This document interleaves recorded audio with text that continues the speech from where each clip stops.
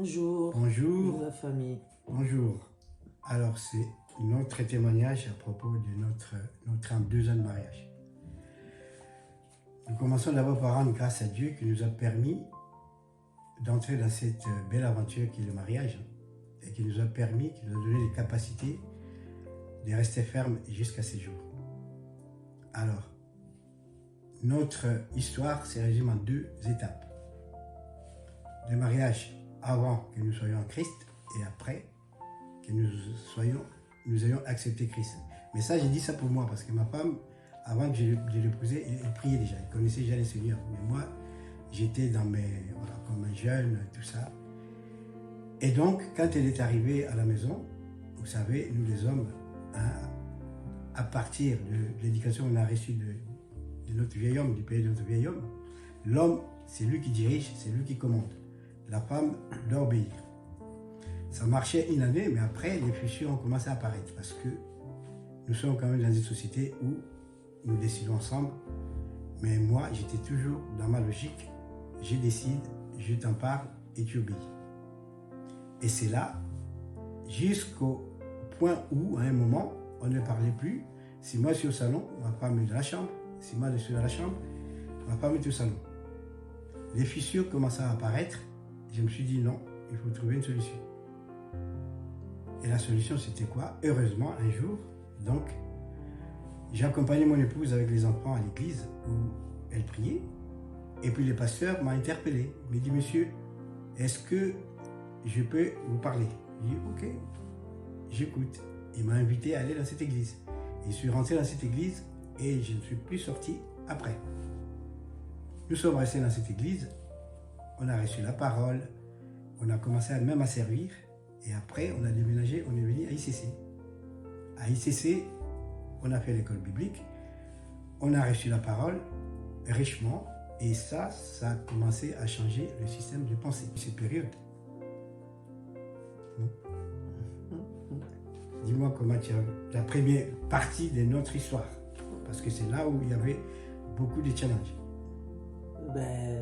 Comment j'ai vécu? Déjà,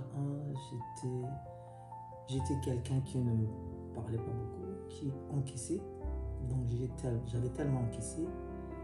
Donc, ce qui fait qu'il y avait des soucis. Mais après, comme on dit, le Seigneur était là. Quand on tombe, le juste tombe. Donc, Dieu nous relève. Donc, le Seigneur m'avait relevé. Donc, après, Maurice avait connu le Seigneur. Notre vie avait commencé à changer parce que j'avais demandé pardon à Dieu. Donc, on commençait notre couple commençait à s'améliorer. Donc, jusqu'à ce qu'un jour, Maurice avait reçu le Seigneur. Et puis, on était parti. Il est parti d'abord avant moi à ICC. Et moi, je l'ai suivi après. Et puis avec les enseignements du pasteur Yvan, avec tout ce que Dieu nous parlait, on est revenu au droit schéma. Donc voilà quoi. Donc, je laisse la parole à Maurice. En fait, comme on dit, comme la parole dit, la parole de Dieu donne de la sagesse, nous éclaire, nous donne de la sagesse. Donc avec les enseignements, pas seulement du pasteur Yvan, parce que c'est notre père spirituel bien sûr, mais de l'église, des autres pasteurs et la Bible, en lisant la Bible, ça a pu nous permettre d'évoluer, d'échanger ce système de pensée et de commencer à comprendre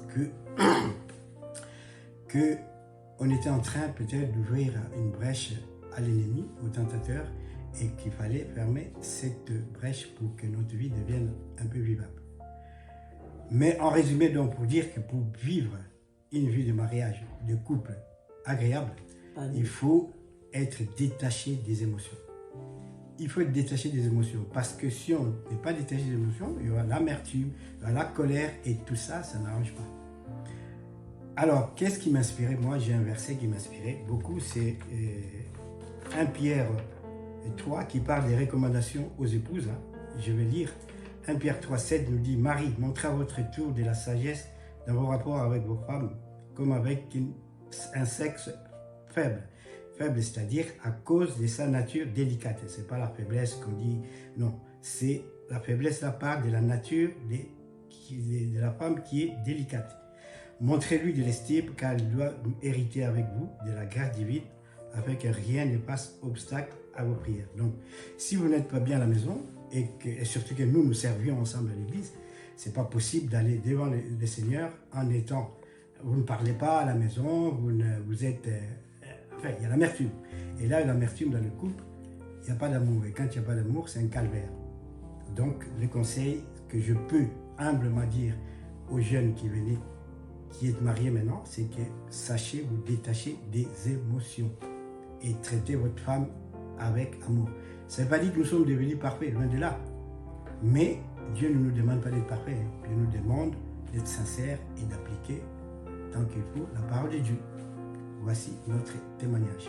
Et merci de nous avoir écoutés. Et puis je dirais aux jeunes couples, il faut avoir la maturité. Vous êtes pressés de vous marier, il n'y a pas la maturité. Et puis il faut mourir en soi. Parce que si vous ne mourrez pas, vous encaisserez tout. Et le mariage ne marchera pas. Donc s'il y a un souci, consultez le Seigneur. Il fait toujours grâce. Et parler à la maison, il faut parler. Parce que si une femme ne parle plus, c'est pas bon. Il faut parler. Vice versa. Il faut toujours parler. S'il y a quelque chose, il faut parler. Et parfois, savoir demander pardon quand on sent qu'on n'a pas raison, on a tort, on n'a toujours pas raison. Mais c'est ça aussi, c'est vraiment se faire violence. Parce que les hommes, nous, pour demander pardon à une femme, ce n'est pas une mince affaire. Mais quand vous arrivez avec l'aide du Saint-Esprit, ça arrange beaucoup de choses. Détachement des émotions, humilité et savoir reconnaître ses erreurs, ça c'est vraiment un médicament qui a fait ses preuves dans un couple. C'est ça qui a fait qu'on arrive jusqu'à résister, jusqu'aujourd'hui. Ça fait 32 ans. On a arrondi à 32 parce que bientôt l'année prochaine, voilà. 32. Oui. Bon, montre-nous. Voilà. C'est bon?